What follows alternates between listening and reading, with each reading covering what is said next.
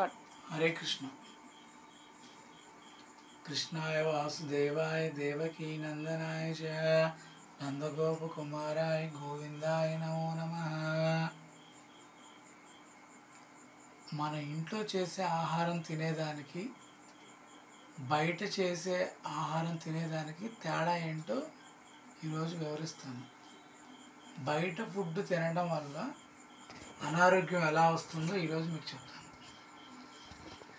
ఒకరోజు ఒక బాగా డబ్బున్న ధనవంతులు, ఊళ్ళో బాగా డబ్బున్న వాళ్ళు అన్నమాట, వాళ్ళు ఒక స్వామీజీని వాళ్ళ ఇంటికి భోజనానికి పిలుస్తారు. స్వామీజీ, నేను ఎవరింటికి రాను, ఎవరింట్లో భోజనాలు తిన్నాను, మీరు ఏమైనా పెట్టాలనుకుంటే మా ఆశ్రమంలో నుంచి పెట్టండి అంటారు. వాళ్ళు అయినా కూడా బలవంతంగా, మీరు ఖచ్చితంగా మా ఇంటికి రావాలండి, మేము కొత్తగా పెద్ద ఇల్లు కట్టుకున్నాము, మీరు మా ఇంట్లో సపరేట్గా మీరు ఒక్కళ్ళే వచ్చి మా ఇంట్లో భోజనం చేస్తే మాకు తృప్తిగా ఉంటుంది అని చెప్పి బలవంతం చేస్తారు. సరే అని చెప్పి స్వామీజీ వాళ్ళ ఇంటికి వెళ్తాడు. వాళ్ళ ఇంటికి వెళ్ళినప్పుడు వాళ్ళ ఇంట్లో ఒక పని మనిషి ఉంటుంది. ఆ పని మనిషి వంట చేస్తూ ఉంటుంది. ఇంట్లో వాళ్ళు ఓనర్లు అందరూ కలిసి ఈ స్వామీజీకి ఒక బంగారు పళ్ళెంలో అన్నం పెడదాం అనుకుంటారు. ఆ బంగారు పళ్ళెం తీసి కడిగి అక్కడ పెడతారు. ఈ పని మనిషి వంట చేస్తూ ఉండి ఆ పళ్ళెం వైపు చూస్తూ ఉంటుంది. ఇంత పెద్ద బంగారు పళ్ళెం, ఇది కొనాలంటే సుమారు 10 లక్షలు అయిద్దేమో, ఈ బంగారు పళ్ళాన్ని మనం దొంగతనం చేస్తే ఎలా ఉంటుంది అని ఆలోచిస్తూ ఉంటుంది. ఒకవేళ ఈ పళ్ళాన్ని మనం దొంగతనం చేసి అమ్మేసుకుంటే ఎన్ని డబ్బులు వస్తాయో, ఆ డబ్బులతో ఏం చేయొచ్చు, ఎలా ఉంటుంది అని ఆలోచిస్తూ వంట చేస్తూ ఉంటుంది. వాళ్ళ ఇంటి ఓనర్లో వాళ్ళు కూడా వంటకి కొద్దిగా సహాయం చేస్తారు, కానీ మెయిన్గా అయితే పని మనిషి వంట చేసేసిద్ది. తర్వాత స్వామీజీ వస్తారు, పూజలు అవి చేస్తారు, భోజనానికి కూర్చుంటాడు. భోజనానికి కూర్చున్న తర్వాత ఆ భోజనం ఆ బంగారు పళ్ళెంలో పెడతారు. ఆ పళ్ళెంలో పెట్టిన ఆహారాన్ని అంతా తినేస్తాడు. తినేసి వీళ్ళు ఆ భోజనాలకు సంబంధించిన అన్ని కార్యక్రమాల్లో ఓనర్లు తలమునకలు అవుతూ ఉంటారు. వంట పని మనిషి అక్కడ వంటకు సంబంధించిన దాంట్లో ఆడావిడిగా ఉంటుంది. ఈ స్వామీజీ ఆయనకి తెలియకుండానే ఆయన బంగారు పళ్ళాన్ని తీసుకొని సంచిలో పెట్టుకొని ఆశ్రమానికి వెళ్ళిపోతాడు. ఇంట్లో వాళ్ళందరూ బంగారు పళ్ళెం కోసం ఎదుక్కుంటూ ఉంటారు. బంగారు పళ్ళెం అక్కడ కనపడదు. అయితే వీళ్ళందరికీ పని మనిషి మీద డౌట్ వచ్చింది. ఏమమ్మా బంగారు పళ్ళెం తీసావా అని అడుగుతారు. పని మనిషి భయపడిపోయింది.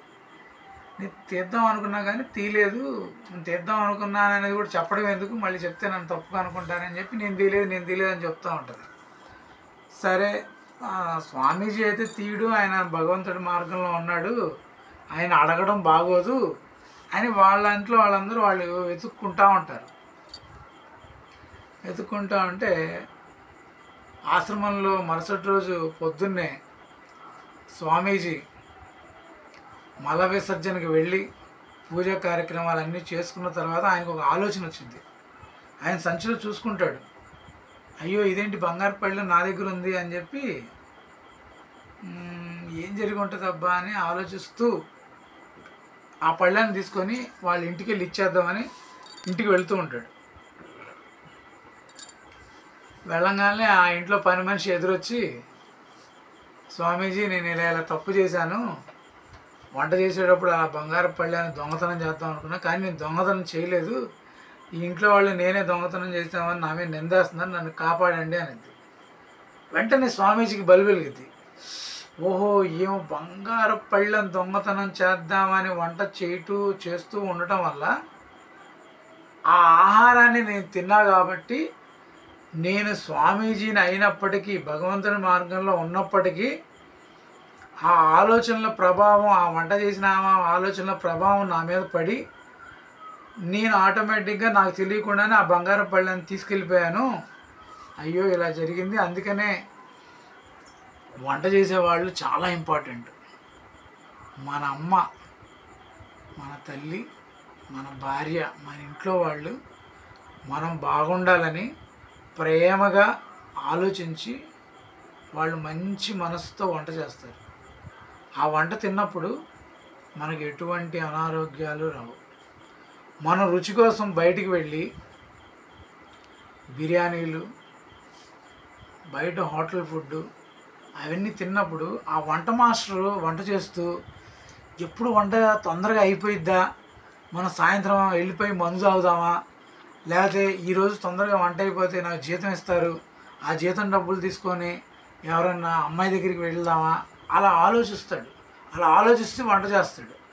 అందువల్ల బయట ఫుడ్ తీసుకోవడం వల్ల ఆ ఫుడ్ అనారోగ్యం రావడమే కాకుండా చెడు ఆలోచనలు కూడా వస్తాయి. మీరు ఆరోగ్యంగా ఉండాలనుకుంటే సాధ్యమైనంత వరకు అమ్మ చేసిన వంట, ఇంట్లో వంట తినండి. ఆయుర ఆరోగ్యాలతో ఉండండి.